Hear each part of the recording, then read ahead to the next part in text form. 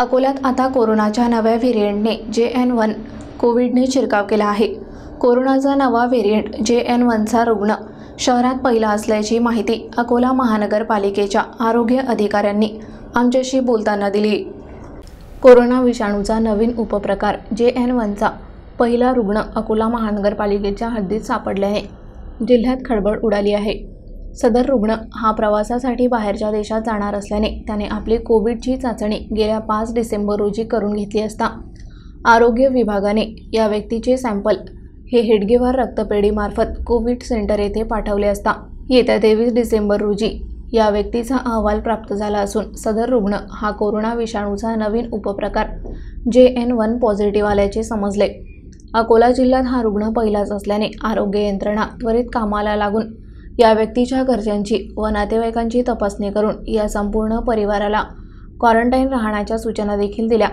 या परिवाराने देखील त्याचे काटेकोरपणे पालन केले असून JN1 पॉझिटिव्ह आलेला हा व्यक्ती वगळता या परिवारातील इतर कोणीही सदस्य पॉझिटिव्ह नसल्याची माहिती अकोला महानगरपालिकेचे आरोग्य अधिकारी अनुप चौधरी यांनी अकोला न्यूज नेटवर्कशी बोलताना दिली।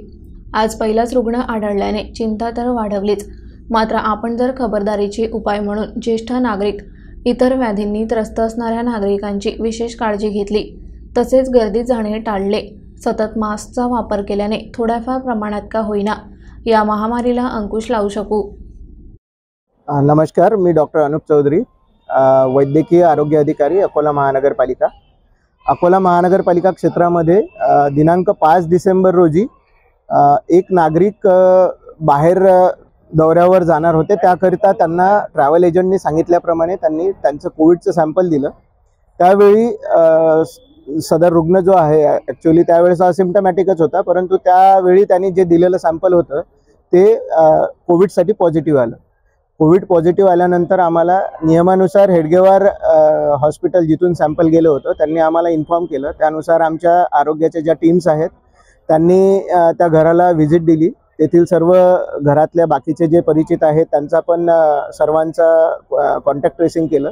त्यामध्ये सर्वच जण असिम्प्टमॅटिक असल्याचे आम्हाला आढळून आले। त्यांना आपण कोविडच्या नियमानुसार क्वारंटाईन होण्यासाठी सूचना दिल्या होत्या, त्याचे त्यांनी पूर्णतः पालनही केले। सध्या स्थितीत त्या कुटुंबातील सर्वजण निगेटिव्ह आहेत आणि दिनांक 23 डिसेंबर रोजी जिल्हा आरोग्य अधिकारी कार्यालय अकोला येथे जे सॅम्पल होतं त्या सॅम्पलचा जिनोमिक सिक्वेन्सचा रिपोर्ट प्राप्त झाला। त्याच्यामध्ये तो रुग्ण JN1 करता पॉझिटिव्ह असल्याचे सांगण्यात आले। सध्या स्थितीतही आमच्या आरोग्याच्या टीमनी त्यांना पुन्हा 2 दिवसाआधी पण भेट दिली होती त्या फॅमिलीला। तर तिथे सध्याच्या स्थितीत त्यांच्या घरात कुणीही सिम्प्टमॅटिक नाही आहे आणि ते पूर्णतः स्वस्थ आहे। धन्यवाद।